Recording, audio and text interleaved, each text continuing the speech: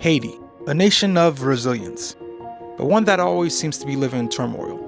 Political instability, violence, disasters, and uncertainty have shaped life here for decades. And when chaos erupts, the world often responds the same way. They send peacekeepers. In 2004, the United Nations created MINUSTAH, the United Nations Stabilization Mission in Haiti. It had one mission: to restore order, protect the population, and help stabilize the nation. But what happens when the very people sent to bring peace bring devastation instead? In this episode of InvestiNate, we examine a dark reality: allegations that a UN peacekeeper sexually exploited a Haitian woman, threatening her with his United Nations issued firearm, while other serious accusations of fraud and corruption swirled around the mission. So today, my travels take me far from Haiti, to Canada, where I sit down with the former United Nations Chief Resident Investigator, a man who was tasked with uncovering the truth behind these allegations. When those entrusted with power abuse it, who holds them accountable? My name is Rob Hotston. My role was with the UN's OIOS, which is the Office of Internal Oversight Services.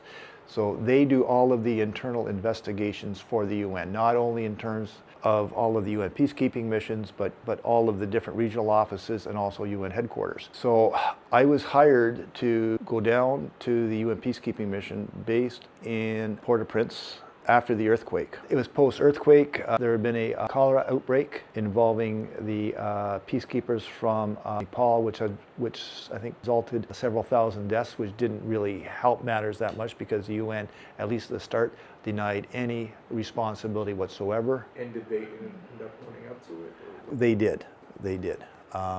But once again, that was kind of outside of my actual investigative purview. Although I did have someone come to me and say, Rob, all of the files are missing. Can you look into that as to why they went missing? Files regarding the actual cholera outbreak. And we managed to track them down, and they had been misfiled. So is there like corruption, a lot of corruption within the UN? If you look at sexual exploitation, to me, that's a form of corruption. The fraud, yes. Part of my going down and part of the earthquake, the OIOS office, and they do all of the major investigations. And my boss at the time, when I was hired, said, Rob, your job is basically to protect the UN from itself. My main function there, although I could have investigated anything, was basically large-scale fraud and sexual exploitation involving UN staff members. Prior to my going down and prior to the earthquake, there were 5 investigators and 2 staff members. I was down there by myself for 18 months. So one of the things that I was once again trying to do was not only run a caseload, but also build up the OIOS case presence within the actual peacekeeping mission. MINUSTAH, that's the French acronym for the UN Stabilization Mission in Haiti. It was created, I believe, in the late 1990s, early 2000s. It was basically to help the Haitian government right itself. I don't know if that is the right term to use. Haiti's a very proud country. It's got a very, very turbulent history as well. A lot has happened there. It was basically set up to deal with the situation post-President Aristide and all of the problems that kind of flowed from that. And of course, then you had the earthquake and things like that. But it was basically set up to permit the Haitian people to basically set up their own stable internal governing system, which was already there, but I mean, there were other things which was actually impacting with what was going on. It's a very poor country. When I took the job, I was also hired to go to the Democratic Republic of the Congo to do the same thing. And I'd been to Africa for 5 years, so I'm thinking, well, if I have to come home on leave, Haiti's a lot closer than that. So that was one of the things that came in mind. So I hadn't worked in a peacekeeping mission, so one of the first things they did was they sent me to Brindisi, Italy, and I was at the UN Staff College there to get a fundamental understanding of how a peacekeeping mission worked and what my role would be within. So I was there for 2 weeks. Then I went back to the UN headquarters where I got some indoctrination as to what my role would be as the chief resident investigator with the OIOS based in the peacekeeping mission. From there, not directly into Port-au-Prince. I flew into Santo Domingo because after the earthquake, a lot of the UN resources were redeployed across the border into the DR. So I was there, I got my ID and whatnot, and then flew from Santo Domingo into Port-au-Prince. My first thought, because my hair is fairly short and I keep it short because of heat, because I love warm countries, is where am I going to get a haircut? I could walk to where I got it cut from where I live. And it's the only barbershop I've ever been to where they actually served you beer while you're getting your hair cut. I lived in a UN compound, okay, and once again, like you pay rent as well, but it was, there were a number of UN co-located resources within the same area. So, I mean, it was fenced in, there was walls and whatnot. I mean, we had guards at the gates, things of that nature as well. So, now, what was interesting was when the camp first went up where I stayed, the landfill that they used to help build it contained medical waste. So when it rained, and Haiti does get rain, you'd see this dirt be washed away so you see a lot of medical waste, which is not healthy. So one of the things that I did was, okay, let's start an investigation as to why this medical waste was used as landfill. That was one of the things that I started on my own. When I got there, there were files waiting for me. A lot of sexual exploitation allegations involving peacekeepers, but there had been a fraud investigation which had been ongoing for about 3 years, Cash for Jobs, where local people were trying to get jobs as UN contractors because it pays well in terms of the pay down there, but in order to do so, people within the HR office were saying, well, you have to pay me if you want to get a job. So basically, they were asking for bribes. So that was one of the things. And that investigation had started probably 2 years before I got down there, but that was one of the major investigations that I was involved in right from the start. So once again, I mean, I was involved in a very broad range of all kinds of investigations and all kinds of allegations of, workplace misconduct.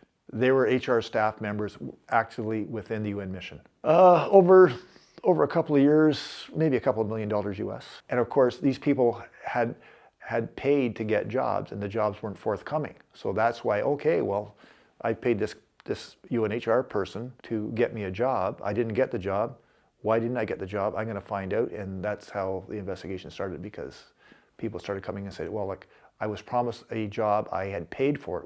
Well, what do you mean you paid for a job? You don't need to pay for a job within the UN system. So that's how things started in terms of the actual allegations. When you have to know how the UN system works, first of all. So once again, because a lot of files had been, because once again, we're dealing with actual paper files at the time. So we're talking 2012, 2013. Not a lot of stuff had been downloaded. Okay, so and a lot of stuff had been lost during the earthquake. So you're trying to track down, okay, who are the people who paid the money? Let's interview them. Can they identify the people who they paid it to? Are those people still working within the UN system? Where are they located? Okay, is there any kind of paper trail that we can follow? Things of that nature. So I mean, and of course, when you're working by yourself, plus you've got a few other different types of things on the go as well. I mean, it was a challenging time. It was a challenging time. There were no criminal charges laid, but a few people lost their jobs. Okay. Now, having said that, whether or not they might have been hired by some other UN agency, I have no idea. When I was down there as well, the UN HR office within the peacekeeping mission was actually firebombed because, and we figured it was by one of the people who was involved in the Cash for Bribes, because they were trying to intimidate HR people who were helping with the investigation. My office was firebombed as well. So I mean, you have these threats and these risks that you don't think about because you think, okay, I'm working within the UN system, everybody's here for the good of all mankind, it's just like any other workplace. You have good people and you have bad people. Sexual assault allegations, there were a fair number of them. And once again, like the UN system on paper, great procedures. But in terms of actual resources at the time, I didn't have any. So the UN manual talks about DNA. okay, you get DNA. It doesn't tell you, it doesn't give you any resources. So how do I obtain the DNA? Where do I store it? Who's going to test the DNA? Who's going to pay for it? On paper, at the time, great policies, but in terms of actual practicalities, no. I had one investigation involving an orphanage with about 18 kids as likely victims, a UN group of peacekeepers of about maybe 40 or 50 subjects. There were politics involved because the actual orphanage was funded by a church in the southern US. A church volunteer had been on the beach because this took place on a beach. And of course, she got back to the US. She contacted her local, I want to say congressional representative, but it might have been a state senator. And of course, it made its way up. So rather than contacting the UN directly, it went to the UN, to the US mission at the UN, and it made its way through. So once again, time and whatnot. You've got problems with trying to track the kids down because some of them were no longer within the actual purview of the orphanage. Trying to track down the possible subjects who were involved because it was a holiday weekend. There were probably maybe 3,000 or 4,000 people on the beach. I don't speak Creole, so I had to get an interpreter who knew what they were doing. I was lucky enough to actually find one. I had to bring in an investigator from New York because I reported to UN headquarters in New York because the peacekeeping mission is in the Western Hemisphere, or was in the Western Hemisphere. So rather than report to one of the regional offices, I reported directly to UN headquarters. So I had to contact them. I said, look, this is what's going on. It's a priority, which it was. Can you send me one or two more investigators to help me with this? Well, once again, it took some time for them to find somebody, and in the meantime, we have to find them a place to stay. We have to find, we have to go through all of the red tape and the bureaucracy in terms of, plane tickets down, things of that nature. So, I mean, it was a real challenge. Probably one of the most of all the ones I've done during the probably 40 or some odd years that I've done this type of work. And in the end, it turned out that the group that we thought might have been involved wasn't involved. Something did happen. The kids could not identify those adults who were actually involved. And what I found out as well is that the term blanc in Creole doesn't mean white, it means foreigner. So it could have been anybody. So once again, it reinforced, okay, you need to have an understanding of what the culture is as well when you go in to do an investigation. So you can't just go in and say, okay, well, you know what, I've had all the training, I know what's going on. No, you have to have a fundamental understanding. And that's why it was really important for me when I went down there is to build up as many contacts as I could, because you need to develop relationships in order to do an effective investigation, particularly in a context like that. I can tell you this, during the time that I was down there, I had 22% of all OIS investigations worldwide. So that includes all the investigations that OIS was undertaking at the time within the entire UN. That includes all of the peacekeeping missions, UN headquarters, all of the UN regional offices. By myself, I had 22%. And that's not just in terms of the ones involving, sexual allegations, fraud, thefts, arms trafficking, drug trafficking. I had 2 death investigations as well, because once again, the Haitian judicial system wasn't up and running to the point where the UN could say, okay, we are going to trust you to do an investigation. And the Haitian government would say as well, you know what, these are UN people, we don't want to get involved. So I ended up with one investigation. I was probably there for about a month. I got a call from a local lawyer saying, can you help me? And I said, well, what's going on? He said, I have a client who's been in jail here, not charged, for 2 years. And the allegation, and this was a UN staff member, local staff member, and the allegation was that they had murdered a coworker. And because of the lack of resources and lack of training, OIOS was asked to do the actual investigation, which they did. For some reason, information got lost, files got lost. This guy was sitting in jail for 2 years, hadn't gone before a judge, hadn't gone before a magistrate, nothing. I said, well, let me look into it. So I started searching the files. We had no records at all. So I called my boss at the time. I said, this is what's going on.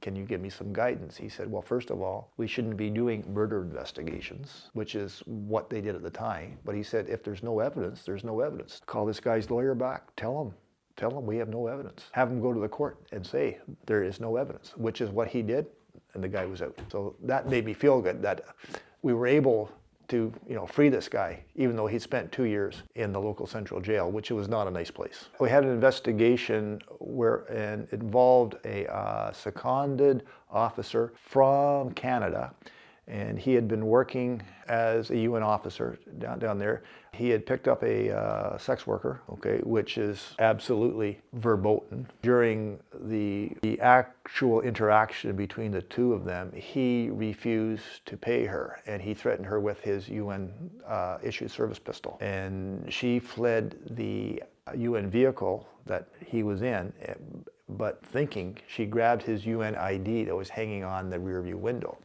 That's how we ID'd him. She ran to a nearby house, asked for help. The homeowner made a call. The next call was to the national police, who in turn contacted the UN peacekeeping mission.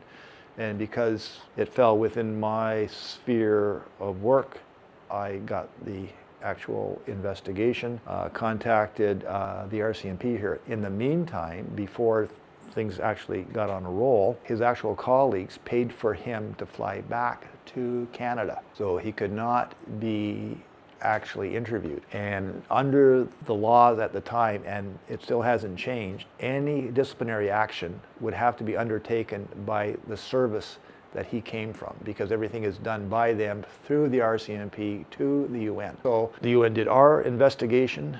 The RCMP, which is they're actually responsible for UN peacekeeping work. They run Canada's actual peacekeeping operations. They sent down a superintendent. He did their investigation, and then all that information had to be forwarded back to this chap's home service in Quebec. And by the time that was all done, he had retired. So once again, no actual accountability. It could well happen again, yeah. It could well happen again. So the UN can't file criminal charges?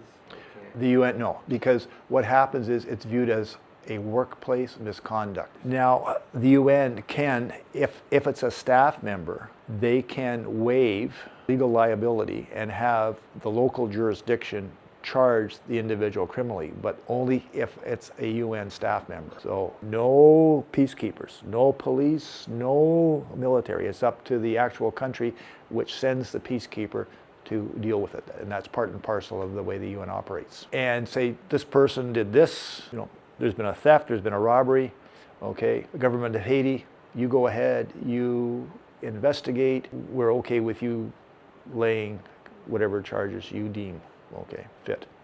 But if it's military or police, it's up to the country which sends the peacekeeper to deal with a disciplinary matter. The RCMP. Yes.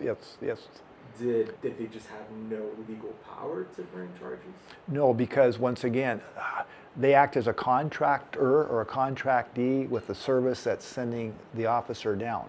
So they do all of the processing, they do all the training, they administer the actual program. But the officer comes from the service that sent them. They're unless they are an RCMP member. The law in Canada says that if you are a public officer, which includes a member of the RCMP, you can be charged for acts that take place outside of Canada. An individual from another service, like from a town or whatnot, they are not considered a public officer. And at the time, there was a push to change the law so that someone like that could be charged back here for a criminal act that took place extraterritorially. That law hasn't been passed. It's up to the local agency to deal with it administratively within their own jurisdiction. Not criminally? Not criminally, because the criminal act took place extraterritorially in Haiti, not in Canada. At one point, there was a group here that had approached the actual federal government, and I think it was the Minister of External Affairs, because the UN was not happy, and the UN was trying to put, was kind of putting a bit of pressure on. But I'm not aware of the law having been changed, no. So Haiti, if Haiti police officer, because the crime happened in their jurisdiction, Right. tried to apprehend this guy, It wouldn't have happened. so it can't happen. It can't happen. There'd be a lot of red tape. There'd be a lot of lawyers involved. But in the end, no, nothing would be done. It would have to come back to Canada or the U.S. or the U.K. or France or whatever for them to deal with it. Haitian police is well aware of that. The average Haitian officer, I don't know, but certainly the top tier would have been, yeah. The allegations were more frequent than we would like or hope that they would be. That's for sure. We only knew of the allegations that were made when people came forward. I'm sure like there was all kinds of misconduct going on that we never knew about. I'm sure the story got out. How did that affect the trust or the legitimacy of the mission itself?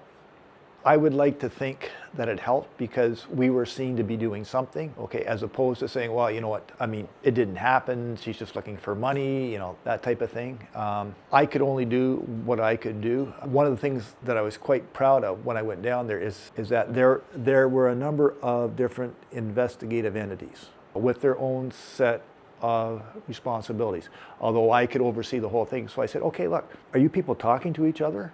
Oh, no. Well, why not share skills, expertise?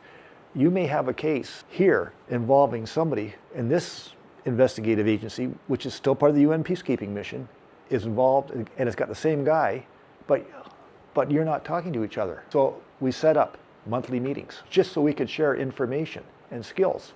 You know, so it was interesting because I didn't have anybody there within the office who I could share things with. I mean, there were people who I could talk to. In the morning, I'd stop by and I'd have a cup of coffee with people who I worked with and knew. And of course, once again, that was basically as much an information gathering role for me as it was for me to talk about how I felt and whatnot. But I mean, I didn't have any peers within the actual peacekeeping mission who I could talk to. There was a lot of heat, for lack of a better term, going on, you know, to try and, you know, right the ship, if I can use that term, post-earthquake and all the stuff that had gone on. So I mean, as much as actually doing the investigations, one of my key roles was actually, okay, let's try and refurbish the OIOS image down here. I worked internal investigations for 5 years here, and you know, like you'd like to think of the best of your co-workers, but they are no different than anybody else. It might be stress, it might be just that they're bad people, and sometimes bad people get on a job for whatever reason. I would like to see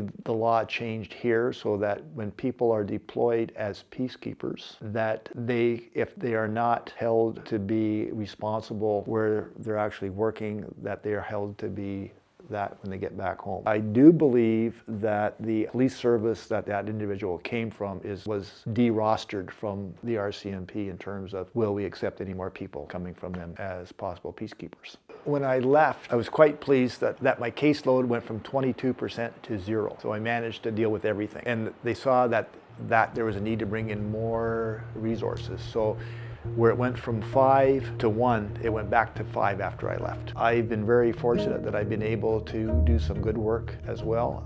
And I'm not a really religious person, but somebody asked me once, what can you take away from this? And I said, you know what? I've been doing the Lord's work. Although the Canadian peacekeeper in this case never seemed to face accountability, Rob's work as a watchdog for the United Nations mattered.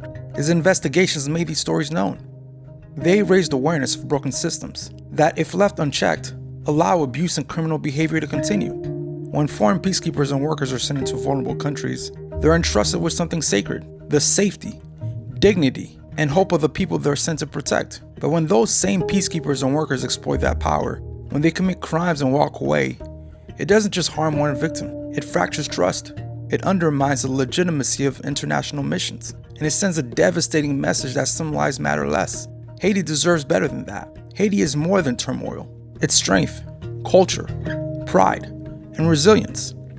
And its people deserve justice, protection, and peace without exploitation attached. Accountability matters, transparency matters, and stories like this must be told, because silence protects the wrong side of history. I'm Nate Andre. This is InvestiNate, and we'll keep investigating until truth and justice mean something everywhere.